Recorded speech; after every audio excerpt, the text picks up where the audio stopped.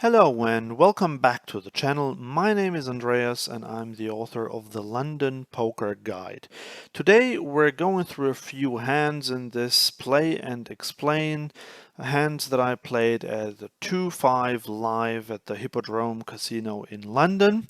It was a pretty tough game, tough lineup on a Tuesday evening. I wouldn't recommend sitting in such a game, but I had some time and I just wanted to play, so I sat down and played in a very reg-infested game with lots of good regs and pros. But let's start with a very positive hand and then we'll gradually get worse in the next ones.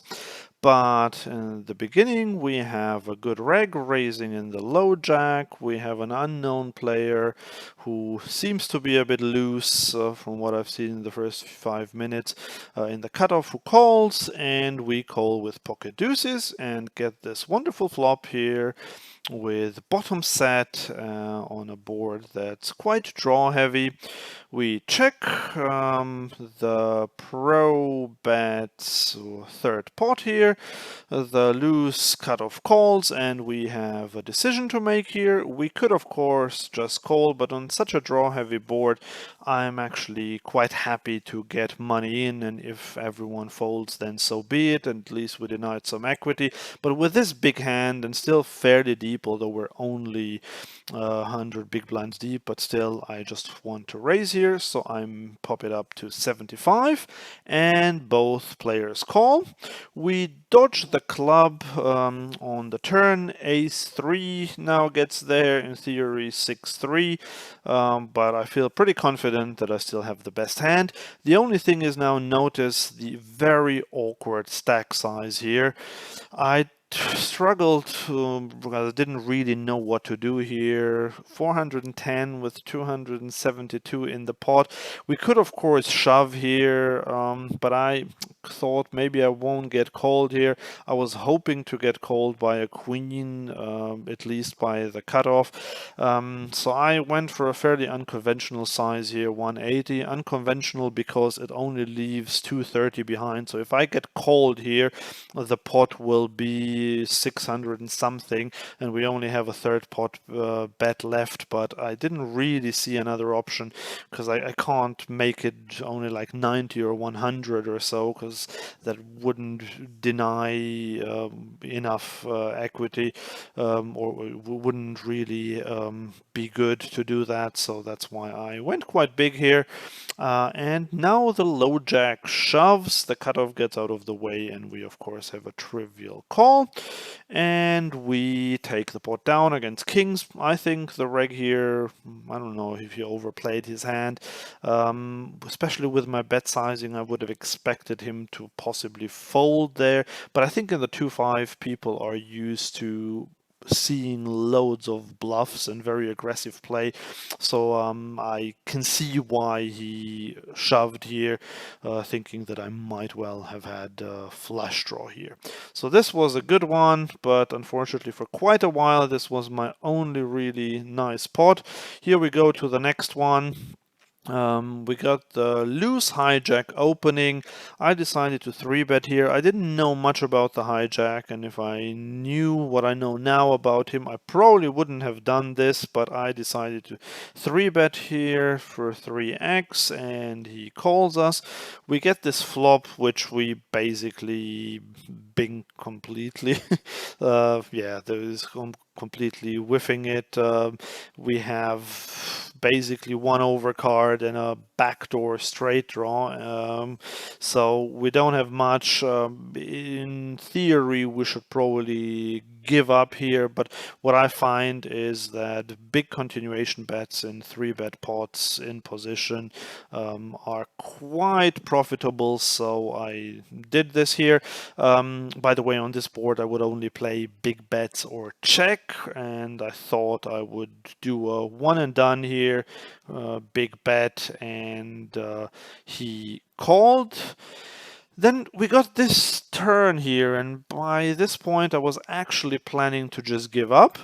But I mean, before I saw this turn, but then when I saw the turn and I picked up quite a bit of equity with his gut shot now, and I thought I might be able to get a hand like ace queen to fold, or ace 10, for example, with the ace of clubs, things like that, or maybe even pocket sevens, pocket sixes, hands that he would have called on the flop. Maybe I thought I could get him off those now. Also, maybe getting called by a weaker hand, like for example, king 10 of clubs, queen 10 of clubs, something like that. So I decided to bet again. I bet half pot here because I didn't want to go too small, but another big bet I felt was unnecessary. So I went half pot, and unfortunately he called again. And now at this point, I was really done with the hand, but then something very unexpected happened. He shoved. He donk shoved this king of spades here, which shouldn't connect with his range pretty much at all, unless he has king of clubs, X of clubs.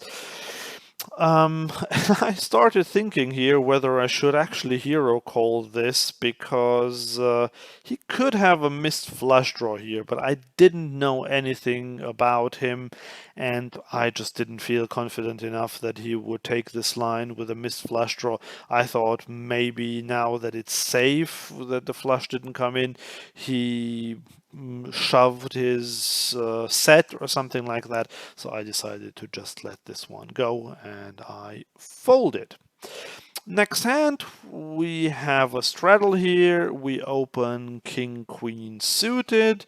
Reg on the button 3-bets us. The big blind cold calls this 3-bet, and I decide to also call here.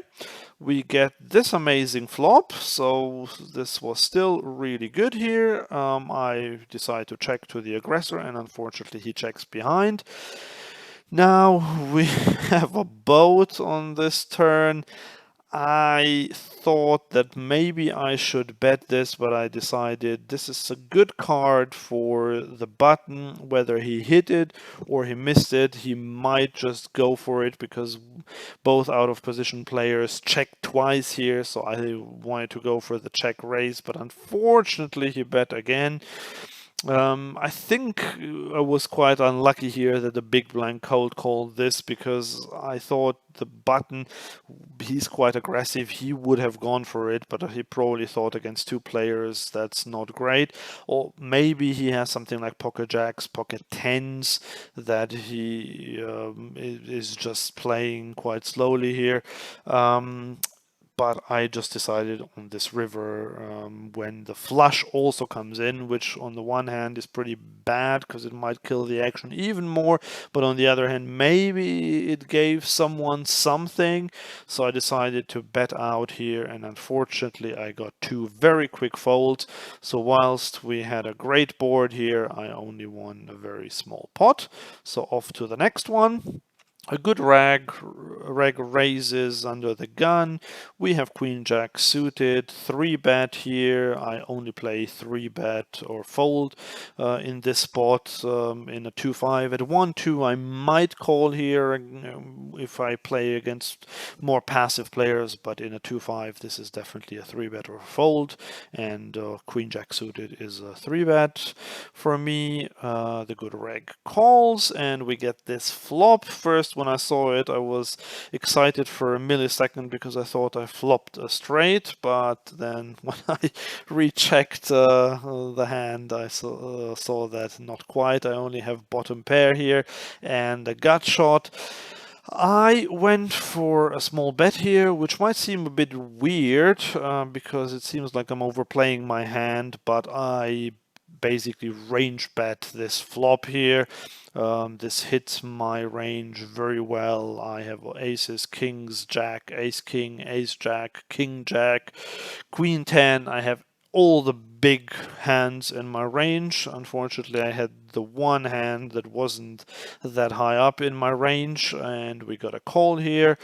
Then on this turn we pick up equity, which is why I decided to not turn my hand into a bluff. Otherwise, I might have considered that, but now I don't want to get blown off by a check raise here, whether he does it for value or as a bluff. So I decide to just check behind. And then we get the annoying king on the river.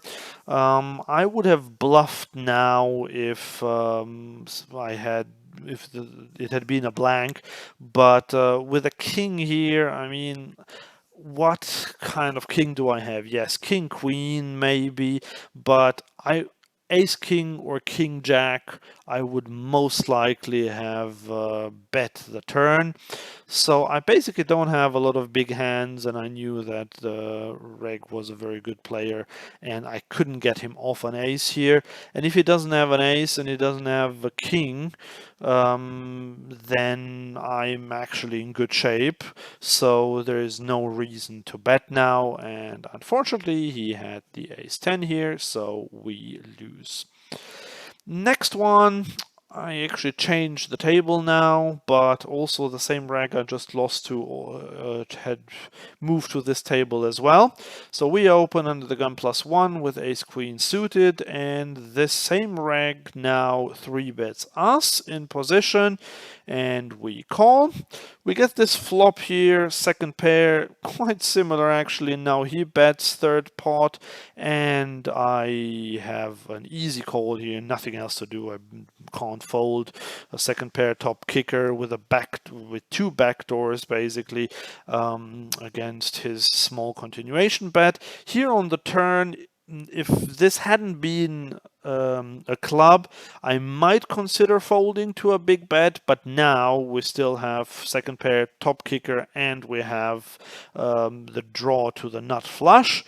So when he bets pretty big here, 3/4 pot, I just still don't see any other option really.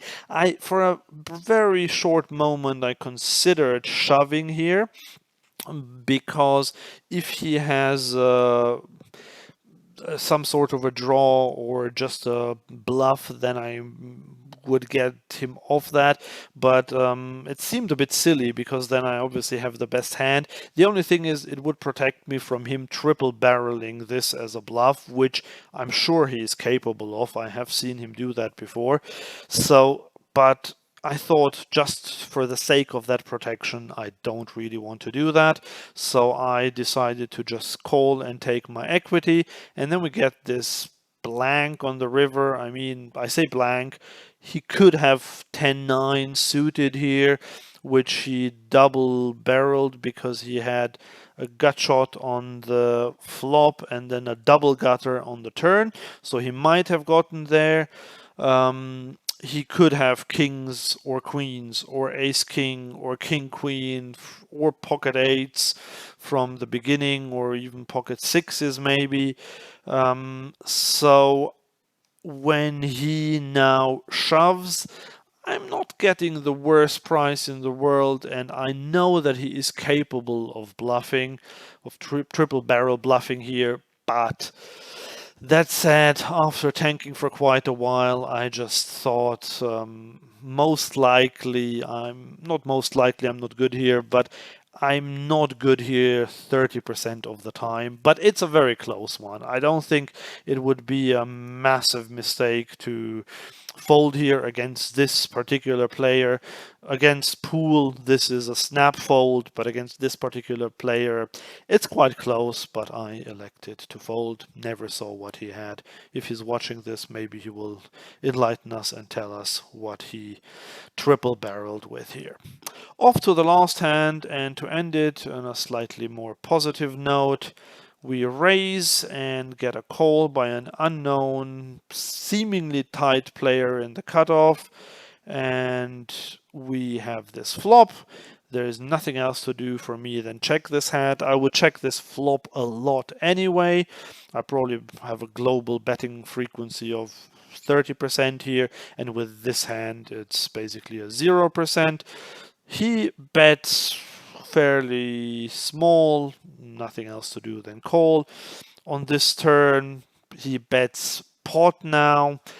We are basically in, not basically, we are in bluff catching mode. He will never bet anything worse for value, but I decide, because in these games players tend to be quite aggressive, I decide to bluff catch on this turn with a strong intention of folding the river unless I improve on this river here.